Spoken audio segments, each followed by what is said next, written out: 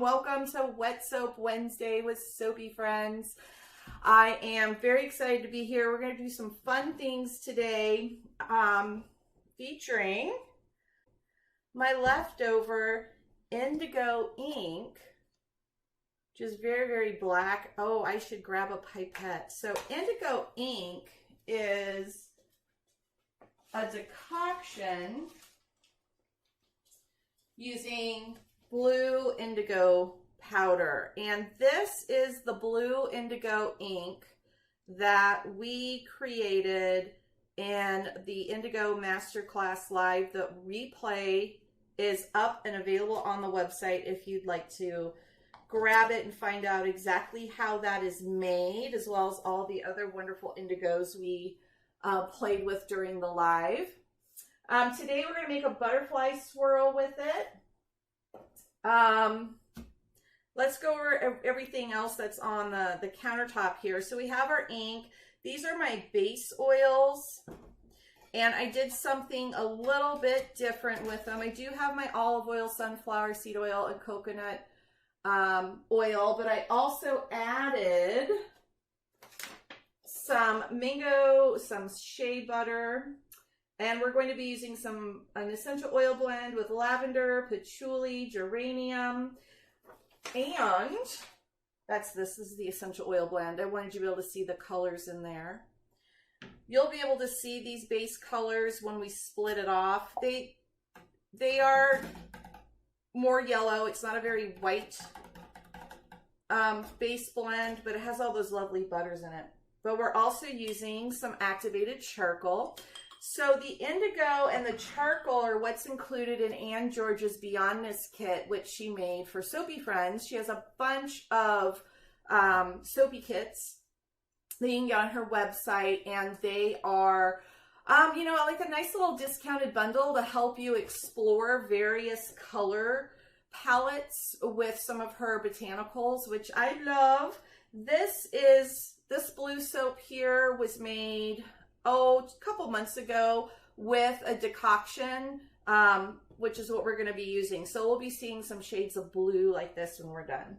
Then, of course, I have my lye solution. I did that. I wanted this to move a little bit faster, just because I wanted a little bit thicker trace for my swirl.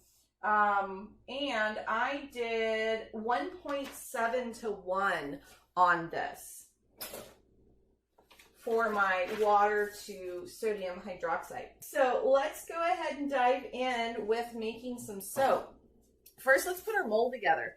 A few weeks ago, I showed you how I make plastic board molds, and that live has a link to the original video where I learned to do this. But here you can see all the lines I drew, and it stores nice and flat. I love that.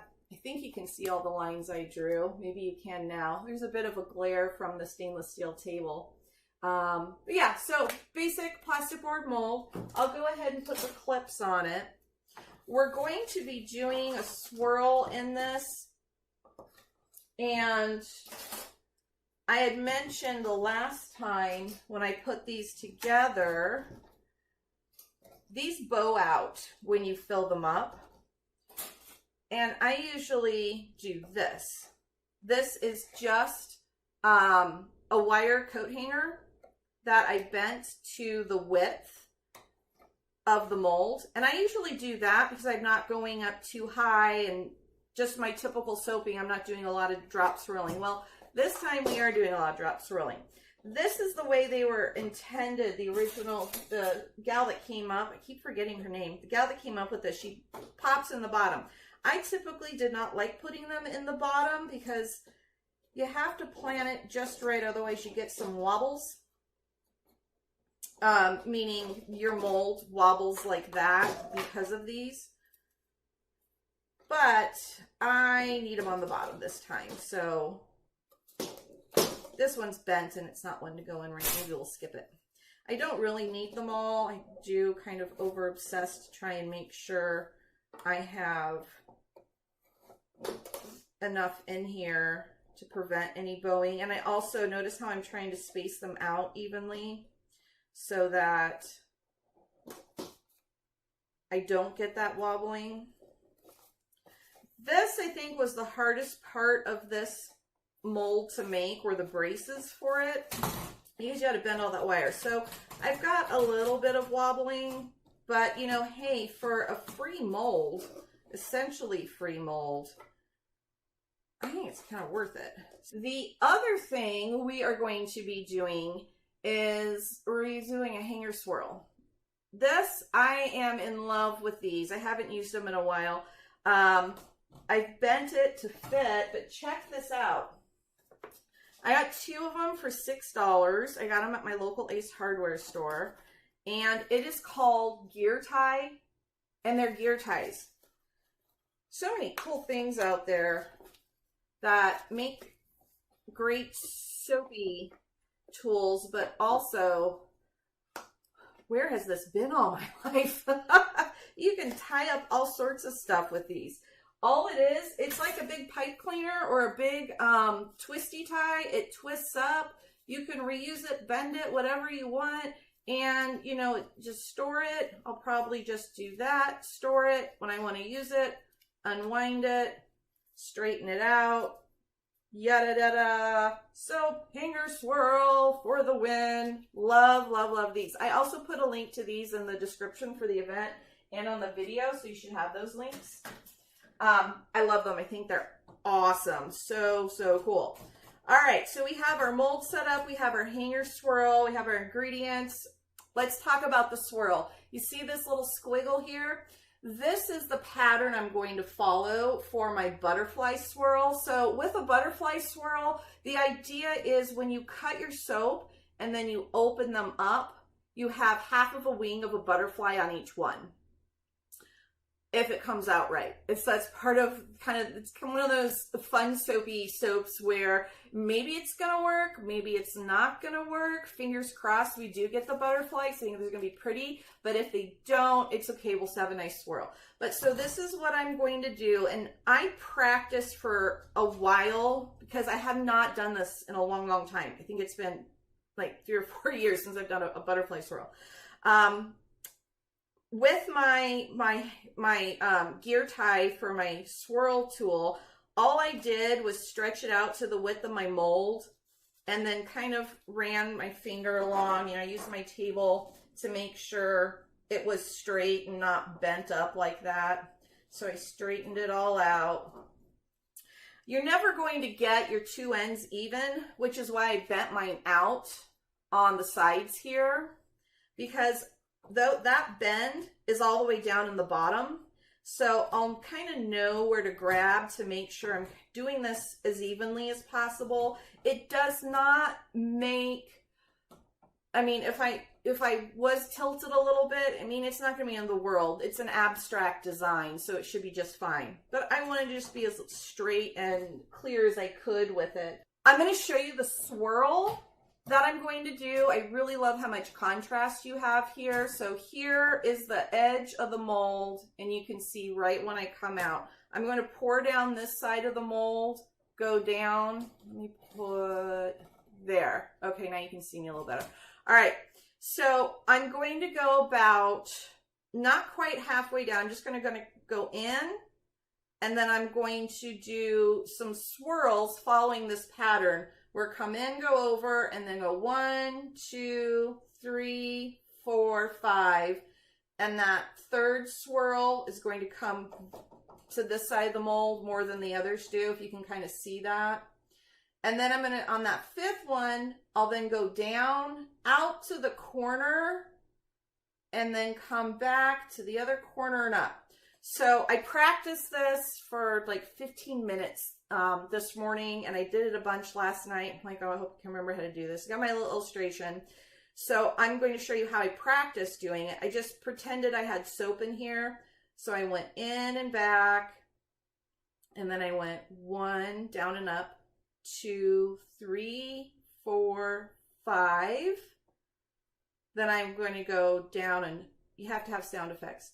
Swoop to the bottom, up to the side, swoop to the bottom, straight up, back to the side, up, and then we'll clean it off, and off we go. So again, I'm going to go in and to the side. I'm going to swirl 1, 2, 3, 4, 5. And then I'm going to come down and out to the other side, back up to about halfway. Then I'm going to go down, one more swirl, up to the side, and lift out. So that's going to be the butterfly swirl, fingers crossed that we actually get a butterfly with it. Hydroxide poured in here. I'm just going to bring this to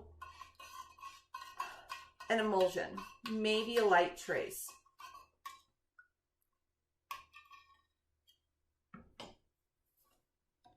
It's kind of fun for me, you know. I mean, you've seen me soaping with you. I'm usually not one to fret over things as unimportant as air bubbles.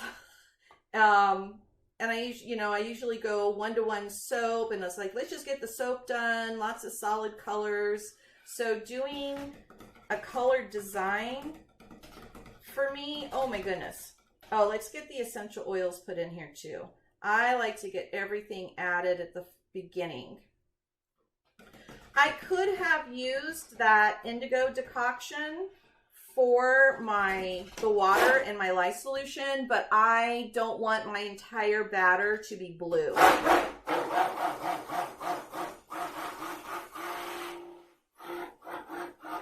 Now you can see it's kind of more of a creamy yellow. I mean, it does lighten up as it cures. I am going to leave a portion of the batter white. So I'm envisioning we have a lighter blue as the base of the soap, then I have a darker blue, and then I have a black that's blended with the blue, maybe blended. We'll see what turns out. And then we have the white, and those will be the colors of the butterfly wings. All right, so I also have all of my measurements pre-worked out over here, if I can remember. So I'm going to do this to 800 and then 333 each. I did all of that math based on the multicolor batch splitting tutorial. So that'll be your base of the soap. I will color that in a moment. Let me get everything else split off. Okay. And then I'm just pouring these out to around 330 each. And you know, if you've taken that tutorial with the batch splitting, you know why I don't like to eyeball things. None of these containers are the same dimensions. They all hold the same amount of stuff, but you can't eyeball it from the bottom because they're different shapes. So even if visually they look level, they're not. It's not the same amount. Okay, so first up, let's do the white or uncolored. And I'm not adding anything to this one. I'm just going to give it a little burst with the stick blender. There. Now this one, we're going to put the indigo ink into, and I'm going to go ahead and weigh it out just so I know. I'm going to include this on the Indigo Masterclass Live replay. For anyone that already has it, you'll have all my exact measurements and everything. But this is the same indigo ink. And the reason why I'm doing that, and then let's get a darker blue as one of our other colors. One nice thing about indigo as an ink like this is you can kind of judge your colors. Okay, I'm going to put just one more splash in there. Okay, next up, let's get our charcoal. This is the coconut charcoal, so it should be nice and black for us.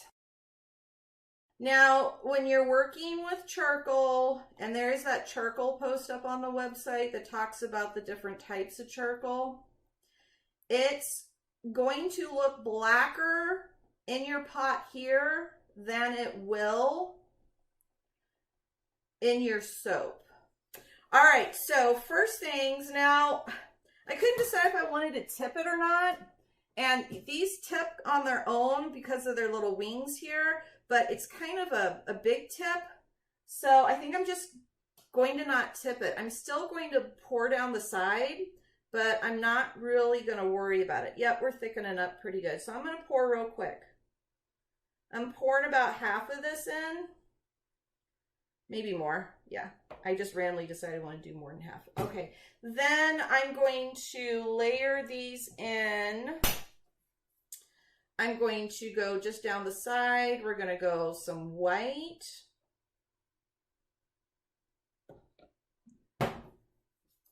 And I'm just going to cycle through my colors. Blue, the darker blue.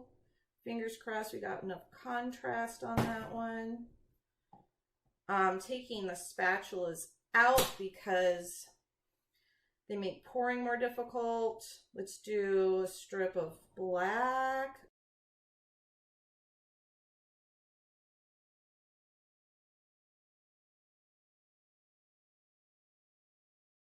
And up here.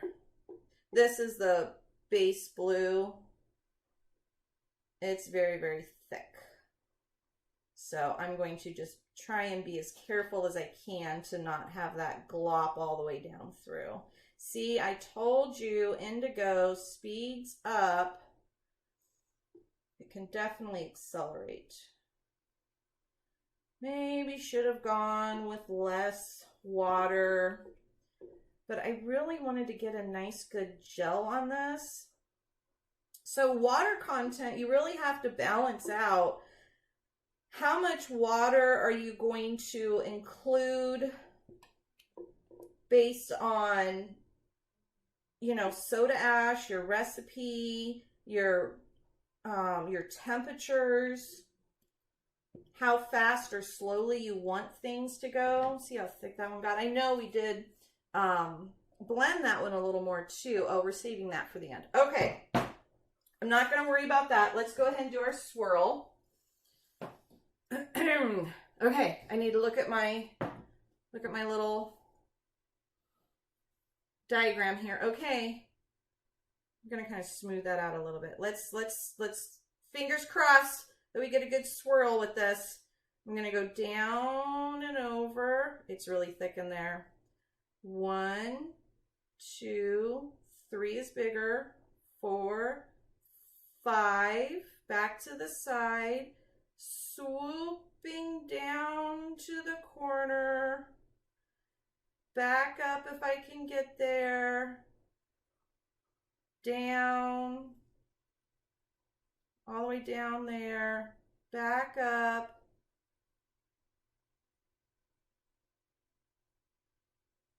Okay, it's done. It's swirled. Regardless of what it looks like, it's done. It is what it is.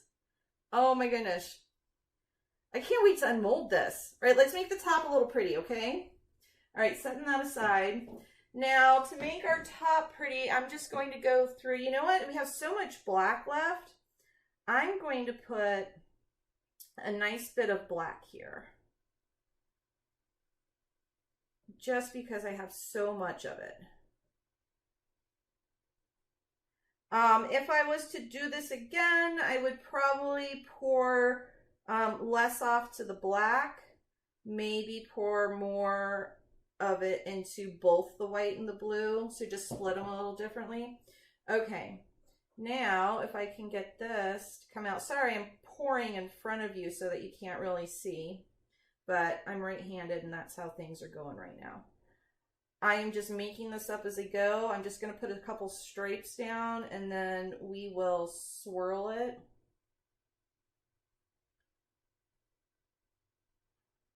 If you notice the black and the white, or the base, uncolored, not near as thick as the blue.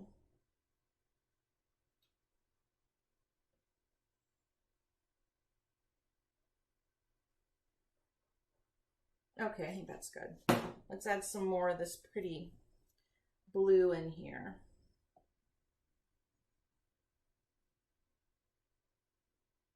See how thick that is compared to the black? Now I know we did not put the stick blender to the black, but we did put it to the white, and this is much, I'm going to pour it right up here again. This blue is so much thicker than the white, and they had the exact same amount of stick blending going on. That was something I was really hoping that we were going to be able to see today. So yay for that we did see it. Just how much indigo can speed things up. It's not too much. I mean, I'm still able to work with it, and it doesn't by any means have any impact on whether or not you use indigo. It's just something you need to be aware of. All right, so let's just kind of swirl that. I felt it was bowing a little bit too much, even with the braces on the bottom. So I just put this brace in. I'm going to pull it up a little bit just till it looks a little more even. Okay, well, I think our top is beautiful. I have no idea if our butterfly swirled up all beautifully or not, because the indigo did thicken up a little bit more than I wanted to for the swirl. But there we go. I'll cut these and let you know how they turn out. You will be able to see the cut soap. I will post pictures of those to the group. I'm also going to post them up to Ann George, and so she can have them for her website as well. And let me check on comments here so I can get everything addressed. Where did you get your containers to put the soap in? Megan asked that. Okay, hold on. Let me scroll all the way up. These containers here, I think I just got them off, I think I got these off Amazon or Brambleberry. It's one of them. And the other ones, when I was in Denver, I had a local soap supply store. So if anyone is in the Denver area, it's Mile High Soap Company. And they have a lot of containers and a lot of good stuff like that. So I would buy everything locally if I could. I think you can get them from restaurant supply stores too. I'm not 100% sure. Someone wanted to know, Maria wanted to know what brand scale. This scale is called a CJ4000. I'll post a link for you. I said you missed it. Do you use essential oils or fragrance oils? I only use essential oils. Fragrance oils always give me headaches, and I did sample some, but they didn't get past opening the jar and making me kind of feel really bad. So if it makes me feel bad, I won't use it. So I use all essential oils, and all of the colors are botanical, plant-based colors. Here we are outside in the backyard. This is about a week after these have been cut. We have some wonderful blues, blacks, this kind of messy, rustic, swirly feel to our not perfect butterflies, but aren't they lovely? They have a great aroma that goes with this lovely, rustic, swirly feel to the bars. I hope you enjoyed making these with me. If you do make some, share them with me as well. And next up, we'll make some green indigo butterflies.